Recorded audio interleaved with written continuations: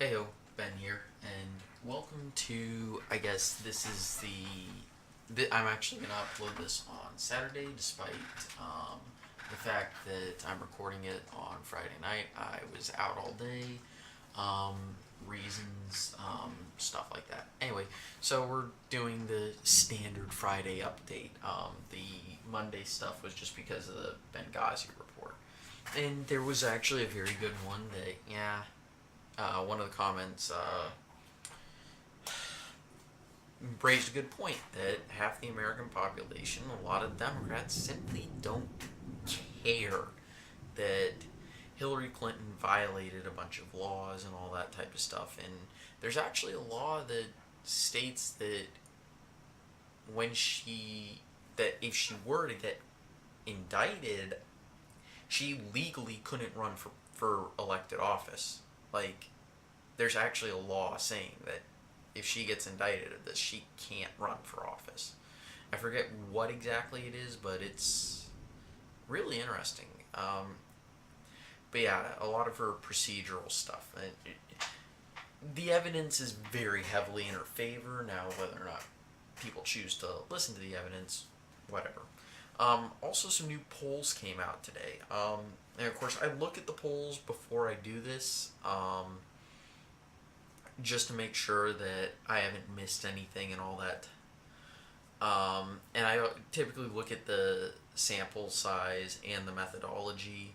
I prefer likely voters to registered voters, and I also do not like anything under 1,000. I'll make exceptions every now and then, so long as it's not super, so long as it's not too far under 1,000, I'll make a few exceptions. But this one poll was from a reputable source, Gravis Marketing. I'm and I typically like to stick with Rasmussen, Quinnipiac, Gallup. I will look at public policy. As a matter of fact, I typically will use public policy polling, um, and I'll also, just to make sure that, just so I can get a nice round one, I'll use CNN and Fox News as well. I rarely use Wall Street Journal, NBC Wall Street Journal, because it has a heavy Democrat bias. Um, I just completely ignore Bloomberg and Reuters because those are even more Democrat biased. I'm trying to think of a heavily Republican biased one that I ignore completely. Uh, but there are a few out there that are super heavy Republican bias. Go figure. Um, but yeah, so same standard stuff. Actually, I'm moving California. And what was the other state that I was moving safe? Texas. Yeah. California and Texas are safe, in my opinion. I forgot to do that. So these states, you will, unless polls change, these states will always be blue in the start. Trump has said he's going to make a play for New York. That's the only reason why I'm leaving it gray. Now you're going to notice I have Gary Johnson here, which some of you are going to be saying, well, it's a two-horse race, so why are you including him? Well, that's because he is actually, number one, he's pulling more independents than Hillary Clinton is in the polls. Yeah. In a supposed two-horse race, she is third place among independents, which Trump leads her. And Trump leads Gary Johnson, leads Hillary Clinton among independents. Yeah. Okay. And this is among the polls that include Johnson and the reputable polls, of course.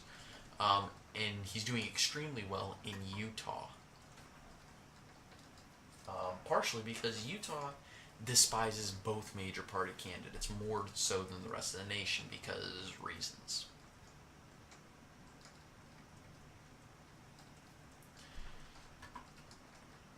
Um, so yeah, so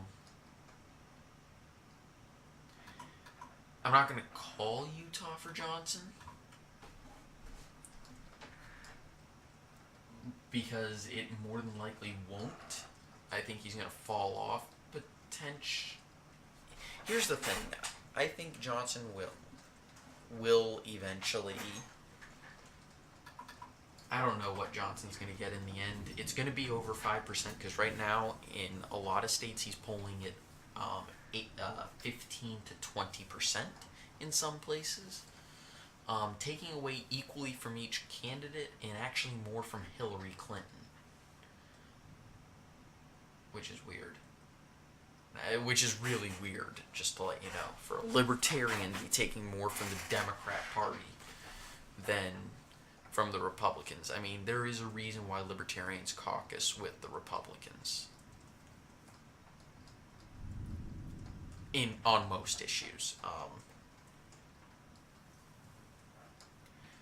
So it's getting to that time where we're going to start reviewing candidates for vice president. Now, I'm going to go ahead and say that I think Trump's going to make a very good pick for vice president. I don't know who it's going to be. I do not know who the vice presidential pick will be. But I'm going to go ahead and give 5 people I think it could be, and a wild card.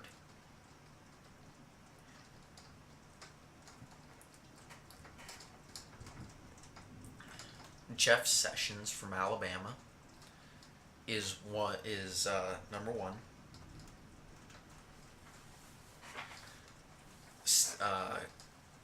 Bob Corker from Tennessee.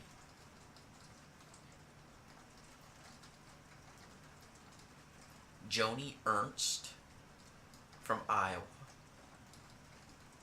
Mary Fallon from Oklahoma.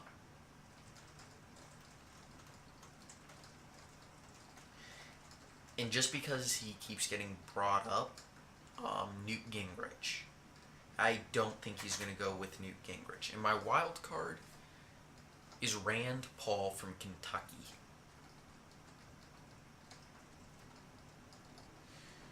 Rand Paul would be a very, very good pick. He is very popular among young people.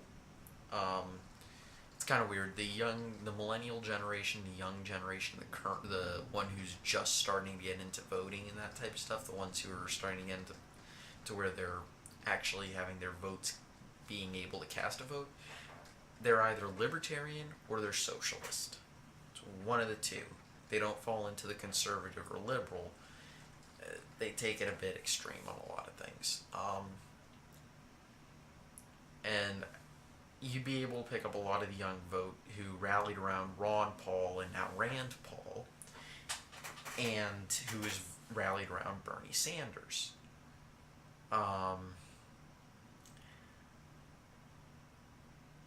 That said, I think he's probably going to go with Sessions or Corker. Both would be very good choices in my opinion.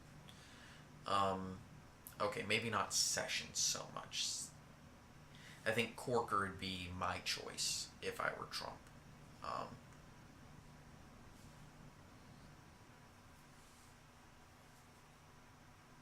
Potentially Kasich.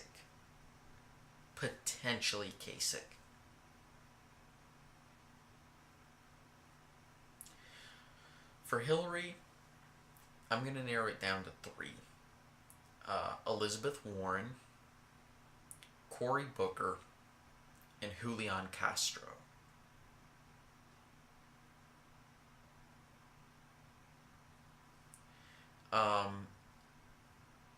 None of the 3 would do anything to change the demographics, to change who goes where. It's really on Trump, who all he's really trying to do is solidify the base. And I think Kasich or Rubio would be good choices.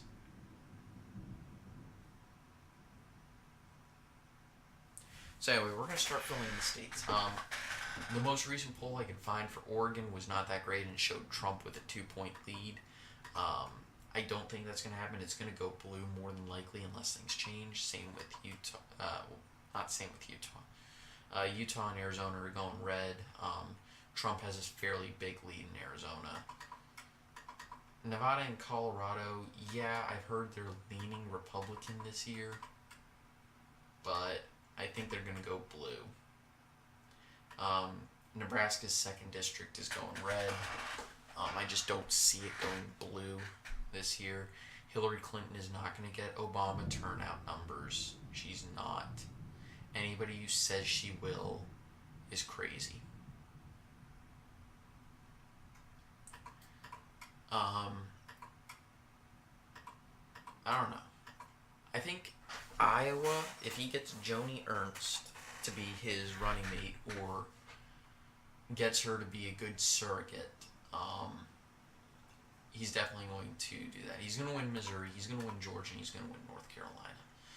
Those 3 are safe. They're states Democrats always talk about putting in play, but they were only able to put North Carolina in play in Indiana. They were only able to put these 2 states in their column in 2008.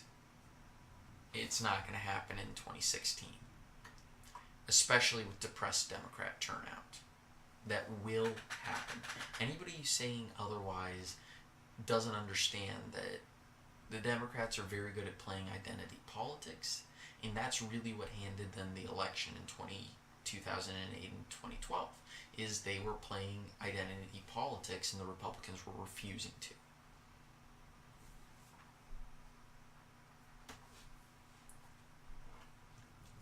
So now we're getting to the upper Midwest.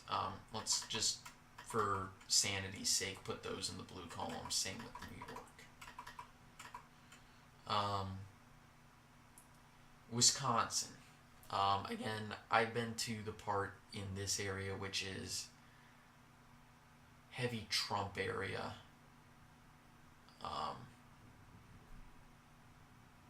However, I haven't been to the super populated areas.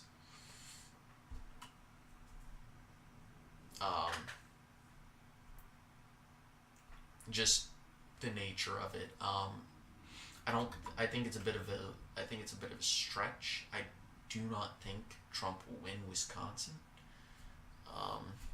Nor will he win Minnesota. If he doesn't win, it's kind of like, if he wins, it's kind of funny how these 3 states. This is more equal, but slightly conservative. This is definitely equal, and this is dem leaning. The difference is, dem leaning, likely dem, about equal. So basically, if a Republican wins Wisconsin, they win Iowa.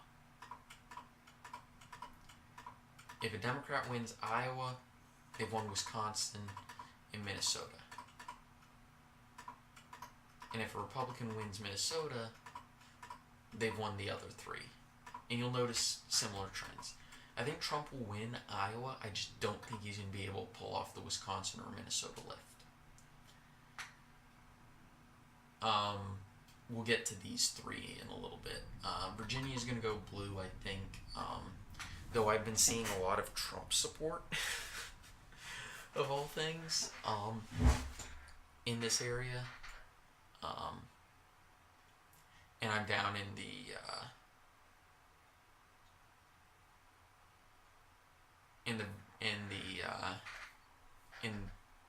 this part of Virginia. I don't want to say the town just because I don't want to get doxxed and all that.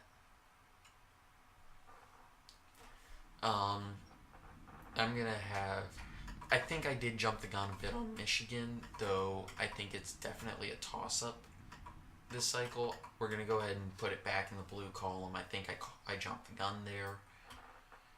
At least for now. We haven't seen anything from Michigan. I haven't seen any polls from Michigan. I think I jumped the gun. I'm going back on that. And not only that, but that is a heavy lift. Florida. The Gravis poll from this morning shows Trump with a 4-point lead, though Florida's all over the place in the polls. So it's probably equal, but I think it's leaning Republican, especially if Rubio endorses Trump and decides to help be a surrogate and get some help from Trump in his re-election bid.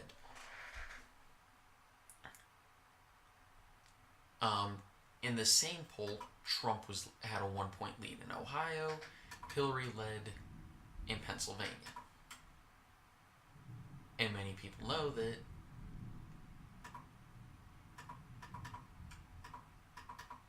so really it's going to come down to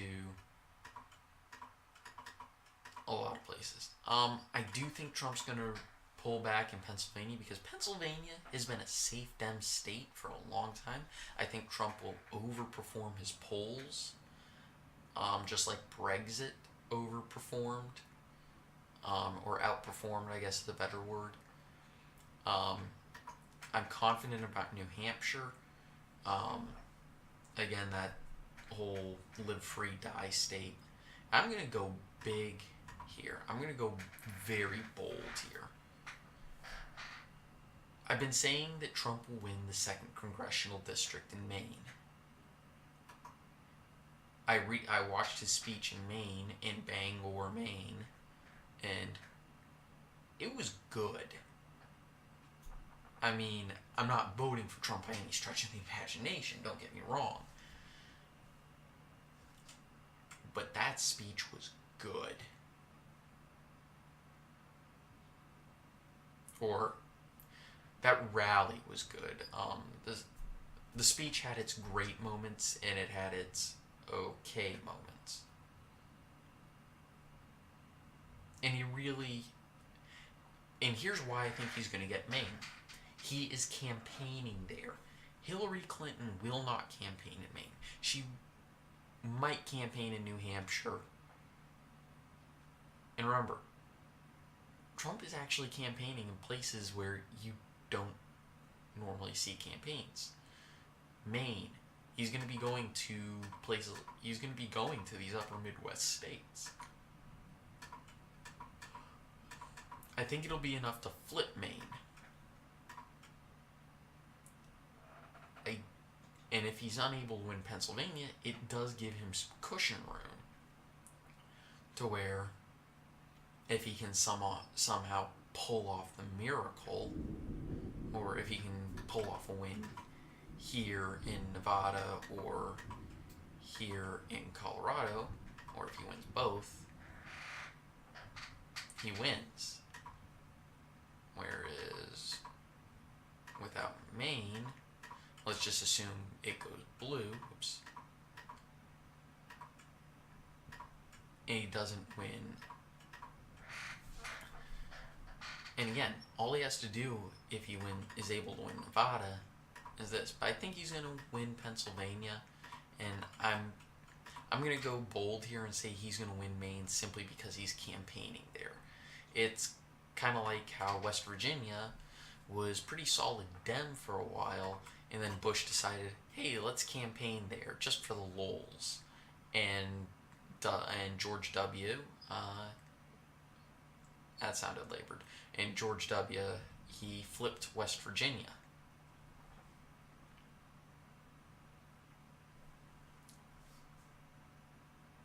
So there's that. Anyway, I think this is what's going to happen. I think Trump is going to pick either Corker or Ernst.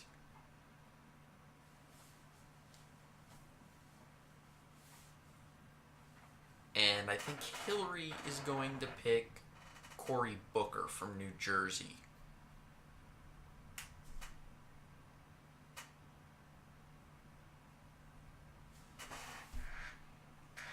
Now, if Trump really wanted to try and outdo them, he'd pick Mia Love from Utah, which would basically solidify Utah. It might actually help him in Nevada and Colorado. And it definitely solidified the conservative base. But, yeah. So I think this is probably what the map's going to look like. I think a lot of people are... I think this is a good place to start. Iowa, okay, that can go blue. But again, he only needs, of the Romney map, he only needs to add Florida, Ohio, and Pennsylvania to win.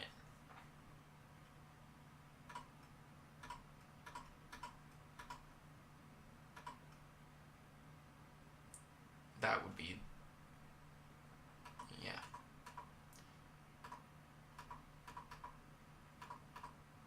But I think he's going to be able to do this. I think, and when I say I think, I'm pretty sure he will. Simply because he's campaigning in Maine. He's campaigning in New Hampshire pretty hard. And he has constantly shown that regardless of what type of controversy he stirs up, he's always able to recover and improve from his recovery. It's weird. That's all I'm going to say about that. Anyway, I will see you guys next time.